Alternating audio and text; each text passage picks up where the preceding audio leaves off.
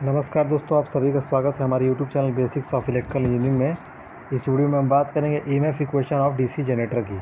पिछले वीडियो में हमने कंस्ट्रक्शन और वर्किंग के बारे में हमने बात किया था, डीसी जनरेटर और मोटर दोनों के। इस वीडियो में हम बात करेंगे EMF equation of DC generator की। तो देखिए, ईएमएफ इक्वेशन को डेराइव करने के लिए हमारे पास कुछ चीज़ें होनी चाहिए। पहला हम मान के चलें कि जो हमारी मशीन है उसमें नंबर ऑफ़ पोल्स यानी ध्रुवों की संख्या कितनी है, P है, ठीक है। और ये मान के चलें कि फ्लक्स प्रति पोल, हर पोल का जो फ्लक्स है, एक पोल का फ्लक्स वो कितना है, 5 वेबर प्रति पोल, ठीक। जो हमारा आर्मेचर रोटेट करेगा उसकी स्पीड कितनी है, आरपीएम में, n आरपीएम है, ठीक है। आरपीएम मतलब रिवॉल्यूशंस पर मिनट, एक मिनट में कितना चक्कर लगाता है उसको कहते हैं आरपीएम। जेड हमारा क्या है, टोटल नंबर ऑफ़ कंडक्टर्स है। और ए क्या है हमारा, number of parallel paths. Number of total number of conductors का मतलब कुल कितने चालक हैं, और नंबर ऑफ़ पैरेलल पाथ का मतलब कितने समांतर पथों की संख्या है। देखिए P, फाई और N तो समझ में आता है, लेकिन जेड और ए में थोड़ा सा कन्फ्यूजन हो सकता है आप लोगों की, क्या है चीज़, नई चीज़ है। तो समझेंगे कि टोटल नंबर ऑफ़ कंडक्टर्स और पैरेलल पाथ का मतलब क्या है, ठीक। तो देखिए, अभी तो चूँकि वाइंडिंग के बारे में मैं बेसिक बता रहा हूँ, अगले वीडियो में और अच्छे से हम बात करेंगे वाइंडिंग के बारे में। तो वाइंडिंग का जब हम बेसिक डायग्राम बनाते हैं तो कुछ ऐसे होता है। ये स्लॉट के हिसाब से है, जैसे स्लॉट के हिसाब से कहने का मतलब ये सिरा एक स्लॉट में होगा और ये सिरा दूसरे स्लॉट में होगा, ठीक है। और हर स्लॉट में जो चालक होते हैं ये और ये, इनको हम कहते हैं कंडक्टर्स, ठीक है। इनको हम कहते हैं कंडक्टर्स यानी चालक। ये हमारे चालक होते हैं, अलग अलग स्लॉट्स में होते हैं। तो इन्हीं की संख्या को हम टोटल जब गिनते हैं स्लॉटों के हिसाब से, तो हम कहते हैं कि उसमें जेड कितने नंबर ऑफ़ कंडक्टर्स होंगे। जैसे मान लीजिए मैंने कह दिया कि आपकी मशीन में ना 40 स्लॉट हैं, ठीक, 40 स्लॉट हैं और हर स्लॉट में 2 कंडक्टर हैं। यानी जैसे मान लीजिए ये एक स्लॉट हुआ, ये एक स्लॉट हुआ, और प्रत्येक में 2-2 कंडक्टर, इसमें 2 कंडक्टर, इसमें 2 कंडक्टर, और 40 स्लॉट हैं। तो टोटल कंडक्टर कितने हो जाएंगे, 2 गुणे S यानी 2 गुणे 40 बराबर 80 कंडक्टर। तो 80 कंडक्टर का मतलब क्या हुआ, यही सिरा जो है, ये चीज़ ये 80 बार हो जाएगी, यानी 80 कंडक्टर। बात समझ में आई, नंबर ऑफ़ टोटल कंडक्टर का मतलब। ये समझना बहुत ज़रूरी है कि नंबर ऑफ़ कंडक्टर्स का मतलब क्या है। वाइंडिंग के बारे में और हम बात करेंगे, उम्मीद करता हूँ कि समझ में आई होगी आपको बात। और एक बात और हमें समझना है नंबर ऑफ़ पैरेलल पाथ्स की, नंबर ऑफ़ पैरेलल पाथ। तो एक चीज़ जान लीजिए, ये मान लीजिए हमारा ब्रश है, हमने बात की थी कम्यूटेटर के ऊपर ब्रश लगी होती है। कंस्ट्रक्शन वाला पार्ट आप चाहे तो देख सकते हैं, लिंक डिस्क्रिप्शन में दे दूंगा मैं।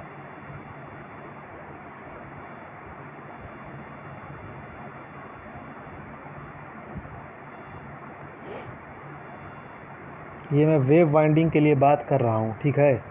ये जो मैं डिस्कशन कर रहा हूँ आपके सामने, ये मैं वेव वाइंडिंग के लिए बात कर रहा हूँ।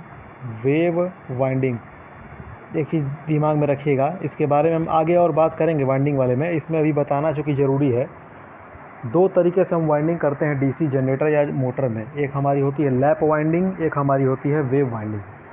तो वेव वाइंडिंग में जो होता क्या, हमारा नंबर ऑफ़ पैरेलल पाथ जो ए होता है, यानी समांतर पथों की संख्या, वो हमेशा 2 होती है, ठीक है। कहने का मतलब जैसे मान लीजिए अगर ये मोटर होता तो यहाँ पे हम बाहर सप्लाई लगाते हैं इस तरह प्लस माइनस, यहाँ से जो करंट जाती है इसको हम कहते हैं आर्मेचर करंट, ठीक है। यहाँ एक भाग बटता, एक यहाँ भाग बटता, तो ये जो भाग यहाँ बट रहे हैं इन दोनों कॉइल्स में, इनको हम कहते हैं कॉइल करंट। इनको हम क्या कहते हैं, कॉइल करंट यानी कुंडलन धारा कहते हैं। और कुंडलन धारा जो होती है यानी कॉइल करंट, वो कितनी होती है, IA upon number of parallel path, यानी IA अपॉन A। चूँकि ये वेव वाइंडिंग है, इसमें हमेशा पैरेलल पाथ की संख्या कितनी होगी, मैंने क्या बताया, 2। तो यहाँ पे कॉइल करंट कितनी हो जाएगी, IA/2, ये कॉइल करंट हो जाएगी। ये आपका होता है वेव वाइंडिंग का, ठीक है। नंबर ऑफ़ पैरेलल पाथ उसमें कितने होंगे, 2 होंगे हमेशा। बात समझ में आई, इतना जानकारी काफ़ी है। ये हमारी IA क्या है, आर्मेचर करंट, और IA/A जो हमने लिखा ये क्या है, कॉइल करंट है। तो नंबर ऑफ़ पैरेलल पाथ चूँकि यहाँ पर 2 है, इसलिए कॉइल करंट कितनी हो गई है, IA/2। ये जो सामने आपके फिगर बना हुआ है, इसको हम कहते हैं लैप वाउंड मशीन। क्या कहते हैं, लैप वाउंड या लैप वाइंडिंग का केस है ये। लैप वाइंडिंग के केस में हमें बेसिकली याद क्या रखना है फ़िलहाल कि नंबर ऑफ़ पैरेलल पाथ जो होगा समांतर पथों की संख्या वो ध्रुवों की संख्या के बराबर होगा, यानी A is equal to P, number of parallel path is equal to number of pole. ठीक है, इसको कैसे समझ सकते हैं? देखिए इसमें आपको 4 पाथ दिख रहे हैं। 4 पाथ का मतलब कैसे हुआ सर, समझ में नहीं आ रहा है। ये एक पाथ होगा, ये एक पाथ होगा 2, ये एक पाथ हुआ 3, ये एक पाथ हुआ 4। तो जब आप यहाँ से करंट IA लगाएंगे, देखिए यहाँ से करंट बटेगी, यहाँ कितना हो जाएगा IA बटे 2, और यहाँ से कितना हो जाएगा IA बटा 2। फिर हर कॉइल में कितनी करंट बटेगी, आधी आधी बटेगी, तो करंट कितनी हो जाएगी, करंट हो जाएगी यहाँ पर IA बटे 4, और यहाँ भी क्या हो जाएगी IA बटे 4। ये सारी कॉइल्स में जो हमारी करंट हो जाएगी कितनी हो जाएगी IA बटे 4। क्यों IA बटे 4 हो रही है? क्योंकि यहाँ पर हमारा नंबर ऑफ़ पैरेलल पाथ कितना है, 4 है। 4 पोल है, इसका मतलब इसमें 4 पोल की मशीन है। तो यहाँ हम I कॉइल करंट क्या लिख सकते हैं, कॉइल करंट हमारी हो जाएगी IA बटे नंबर ऑफ़ पैरेलल पाथ। तो यहाँ नंबर ऑफ़ पैरेलल पाथ कितने हो गए, 1, 2, 3 और 4, 4 नंबर ऑफ़ पैरेलल पाथ हो गए। तो यहाँ हम लिख सकते हैं IA बटे 4। सिचुएशन पे डिपेंड करता है कि कॉइल करंट कैसे आप निकालते हैं। इतनी उम्मीद करता हूँ बात समझ जाएगी, इसको समझना ज़रूरी था। वाइंडिंग में हम और बात करेंगे। ठीक, अब हम आते हैं अपने डेरिवेशन पर, क्या हमें समझना है इसमें। तो यहाँ आपके सामने क्या लिखा है, P क्या है, नंबर ऑफ़ पोल्स मशीन में कितने हैं, फाई क्या है, फ्लक्स पर पोल, ठीक है, N क्या है, speed in RPM, Z total number of conductors, A क्या है, number of parallel path. A बराबर 2 किसके लिए, वेव वाउंड के लिए, और A बराबर P किसके लिए, लैप वाउंड के लिए। ठीक, अब हम समझेंगे एक कंडक्टर के लिए हम बात करेंगे, उसके बाद धीरे धीरे सबका लिंक हम जोड़ के अपना फार्मूला निकाल लेंगे। तो समझिएगा, अगर मैं पूछूं कि flux cut by one conductor, flux cut by one conductor in one rotation, in one rotation, एक रोटेशन में एक कंडक्टर कितना फ्लक्स काटेगा, तो आप बोलेंगे P फाई काटेगा कि नहीं। देखिए मैं एक रफ डायग्राम बना कर समझाता हूँ क्या हुआ। ये हमारी मशीन थी, ठीक, ये एक पोल था, सपोज़ करिए ये एक पोल 4 पोल की मशीन है, और हमारा ये आर्मेचर जो है इस पर एक कंडक्टर है, एक कंडक्टर है। ठीक, जब इस कंडक्टर को ऐसे घुमाएंगे, मान लीजिए एक चक्कर ये ऐसे लगा के यहाँ पहुँचा, तो पूरा फ्लक्स काट लेगा, ये पूरा फ्लक्स काट लेगा। तो हम क्या कहेंगे, टोटल फ्लक्स इसने कितना काटा, P फाई। बात समझ में आई, एक चक्कर में एक कंडक्टर कितना फ्लक्स काटेगा, P फाई। भाई एक पोल का फ्लक्स फाई था, तो टोटल चारों पोल से वो घूम लिया, जितने पोल थे सबसे घूम लिया एक चक्कर में, तो कितना फ्लक्स काटेगा, P फाई। बात समझ आई। अच्छा, अगर मैं पूछूं number of rotations, number of rotations पर सेकेंड, एक सेकेंड में कितना रोटेशन हो रहा है, नंबर ऑफ़ रोटेशंस पर सेकेंड, तो मुझे बताइए N RPM का मतलब क्या होगा। N RPM का मतलब हम इसको लिख सकते हैं N बटे 60, नंबर ऑफ़ रोटेशंस पर सेकेंड की बात कर रहे हैं भाई। RPM का मतलब क्या होता है, अगर मैं बात करूं N RPM, इसका मतलब क्या हुआ कि N रिवॉल्यूशंस पर मिनट, तो इसी मिनट को हमने क्या लिख दिया है, सेकेंड। तो एक मिनट में 60 सेकेंड हो जाएगा, यानी N/60 रिवॉल्यूशंस पर सेकेंड। बात समझ में आई। तो यही हमने लिखा है कि नंबर ऑफ़ रोटेशंस पर सेकेंड। ये बातें क्लियर हुई। अब देखिएगा अब हम क्या लिखने जा रहे हैं। अब मैं कहूँगा flux cut by one conductor in 1 second, flux cut by, अब मैं कहने जा रहा हूँ flux cut by one conductor in 1 second. ठीक, एक सेकेंड में एक कंडक्टर कितना फ्लक्स काटेगा। तो पहली बात, एक सेकेंड में वो कितना घूम रहा है, N/60 घूम रहा है चक्कर, एक सेकेंड में वो N/60 चक्कर लगा रहा है, और फ्लक्स कितना काटेगा, इंटू P फाई।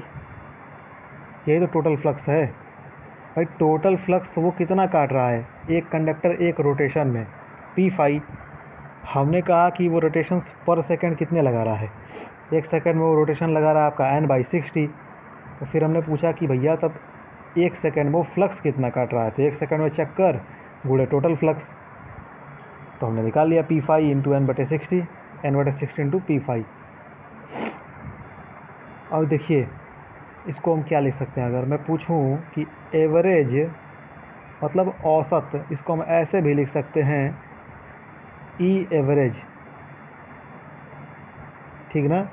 इसको हम कहेंगे average induced EMF in one conductor. एक कंडक्टर में औसत, हम एक ही कंडक्टर की बात कर रहे हैं अभी फ़िलहाल, एक कंडक्टर कितना ईएमएफ बनाया।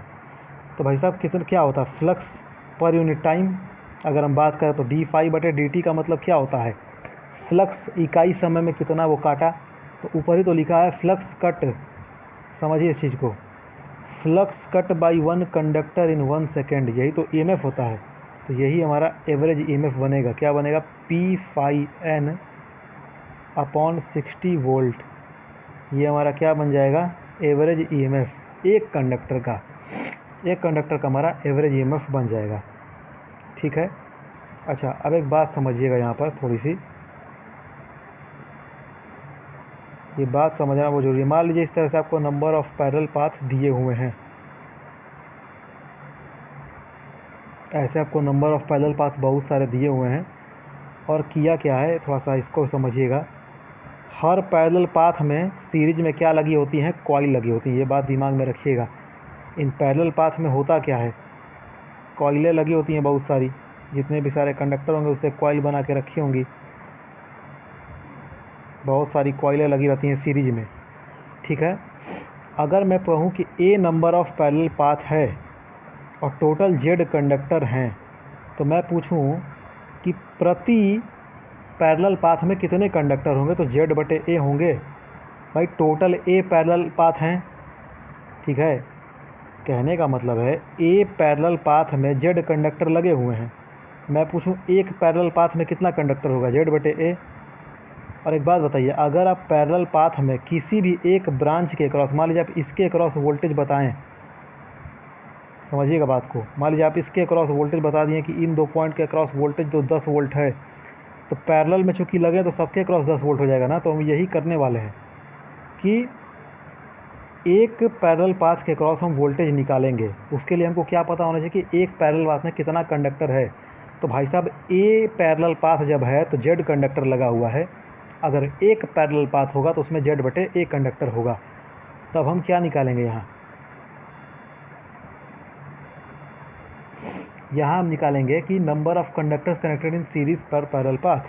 देखते रहिए, देखिए हमने क्या लिखा, number of conductors connected in series पर पैरेलल पाथ, तो Z/A आ गया। बात समझ में आई, ये चीज़ समझना बहुत ज़रूरी है। तो अब यहाँ से हम आराम से लिख सकते हैं, क्या लिख सकते हैं, बात समझ में आई। यहाँ हम लिख सकते हैं एवरेज इंड्यूस्ड ईएमएफ, ये औसत विभवांतरी है, average induced EMF, sorry average induced EMF in armature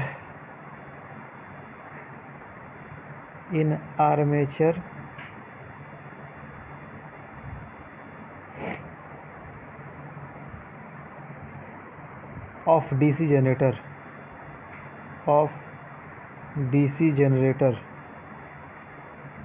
क्या हो जाएगा, ई की हम बात करें, EG इसको हम लिखते हैं जनरेटेड ईएमएफ, इसको दूसरे कलर से लिखते हैं, सबका गुणा कर दीजिए भाई। 5P/N/60 तो था एक कंडक्टर में, conductor in series parallel path कितना हमने निकाला, पर पैरेलल पाथ Z/A। तो ये आपका जनरेटेड ईएमएफ आ गया, इसको आप नोट करिएगा। EG is equal to generator में कितना आता है, 5P/N/60 इंटू Z/A।